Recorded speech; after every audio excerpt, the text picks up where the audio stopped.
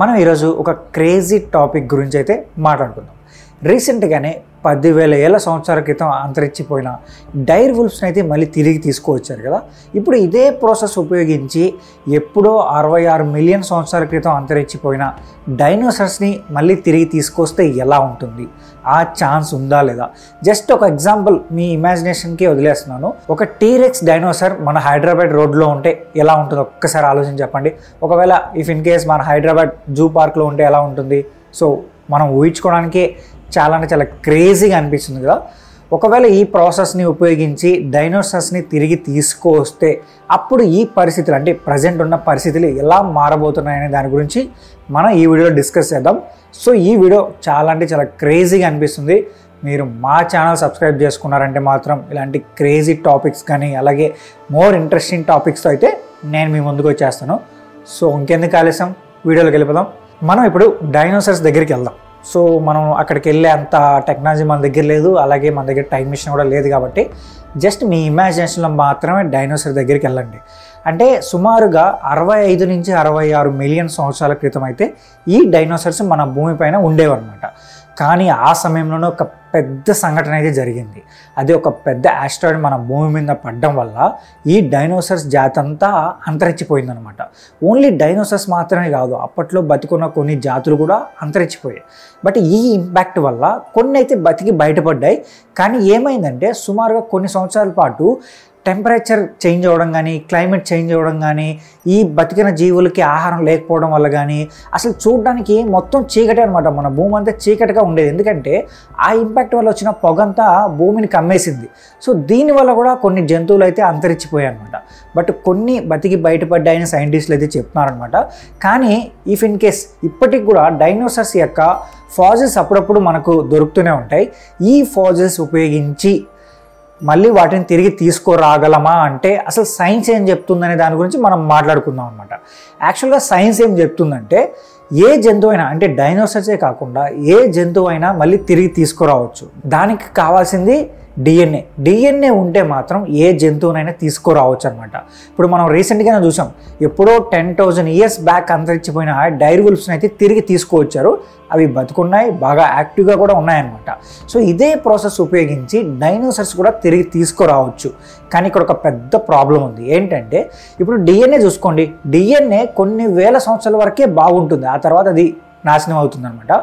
So ఇప్పటి వరకు మనకు దొరికిన అతి పాత డిఎన్ఏ వచ్చి ఊలీ మెమొత్తి, అది 1 మిలియన్ ఇయర్స్ బ్యాక్ బతికిన జంతువు, ఆ యానిమల్ డిఎన్ఏ అయితే దొరికిందనమాట.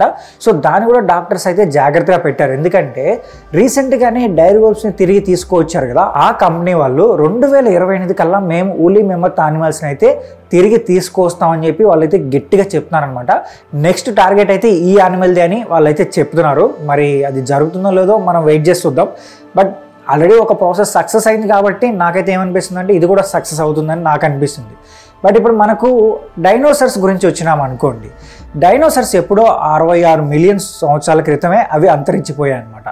బట్ వాటి డిఎన్ఏ ఇప్పటికీ ఉంటుందా అంటే అది కష్టమని చెప్పాలి. మరి ఇప్పుడు డైనోసార్స్ని ఎలా తిరిగి తీసుకొస్తారు? ఇది ఒక బిగ్గెస్ట్ క్వశ్చన్ కదా.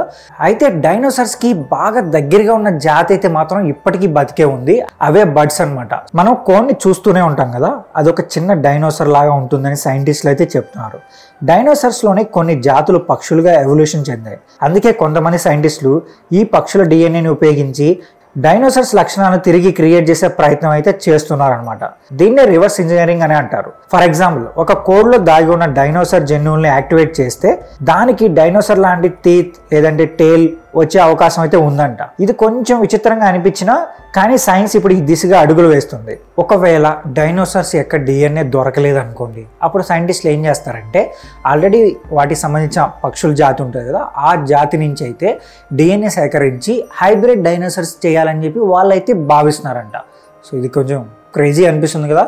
బట్ ఇది ప్రాసెస్లో అయితే ఉంది. ఒకవేళ సరే ఇప్పుడు మూవీ లాగానే, సో మనం రీసెంట్గానే ఈ జురాసిక్ పార్క్ సంబంధించిన చాలా మూవీస్ అయితే వచ్చాయి కదా, అంటే డైనోసార్స్ సంబంధించి చాలా మూవీస్ అయితే వచ్చాయనుకోండి.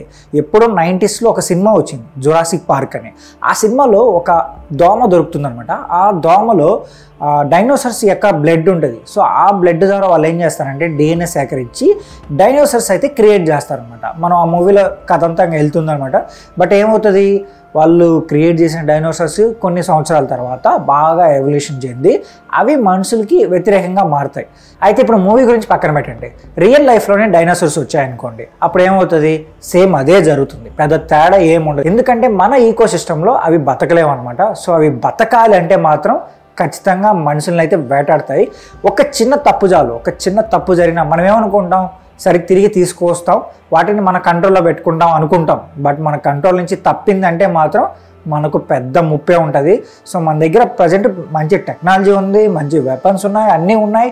సో మనం కూడా వాటిపైన అటాక్ చేయొచ్చు. కానీ ఏంటంటే పరిస్థితులు బాగాలేవంటే మాత్రం ఖచ్చితంగా అవి కూడా చాలా గట్టిగా మనపైన అటాక్ అయితే చేస్తాయన్నమాట. సో దీనిపైన కొంతమంది డాక్టర్స్ కావచ్చు, అలాగే సైంటిస్టులు కూడా ఏమంటున్నారంటే ఐ థింక్ ఇది కరెక్ట్ కాదేమో అని వాళ్ళు కూడా చెప్తున్నారు. ఎందుకంటే ఆల్రెడీ అంతరించిపోయిన జీవులు కదా, సో వాటిని మళ్ళీ తిరిగి తీసుకువచ్చి ప్రజెంట్ ఉన్న ఈకో సిస్టంలో వాటిని పెట్టడం అనేది కరెక్ట్ అయిన ప్రాసెస్ కాదు. సో అవి అంతరించిపోయినాయంటే వాటిని అట్లానే వదిలేసేయండి, ఎందుకు వాటిని మళ్ళీ తిరిగి తీసుకురావాలి అని కొంతమంది అయితే క్వశ్చన్ చేస్తున్నారు. మరి ఈ ప్రాజెక్ట్ ఎంతవరకు వెళ్తుందో ఏంటి అనేది వెయిట్ చేసి చూడాలి. అండ్ దీనిపైన ఒక క్రేజీ న్యూస్ కూడా ఉంది. ఏంటంటే ఎలాన్ మస్క్ ఉన్నారు కదా, ఆయన ఏమన్నారంటే ఇఫ్ ఇన్ కేస్ మీరు డైనోసార్స్ని తిరిగి తీసుకొచ్చే ఆలోచనలో ఉంటే నా కోసం ఒక పెట్ డైనోసార్ని ఇవ్వండి అని ఆయన అడుగుతున్నారు. సో చాలామంది డబ్బు ఉన్న వాళ్ళు ఏం చేస్తారంటే ఇది ఒక క్రేజ్ అయిపోతుంది అనమాట.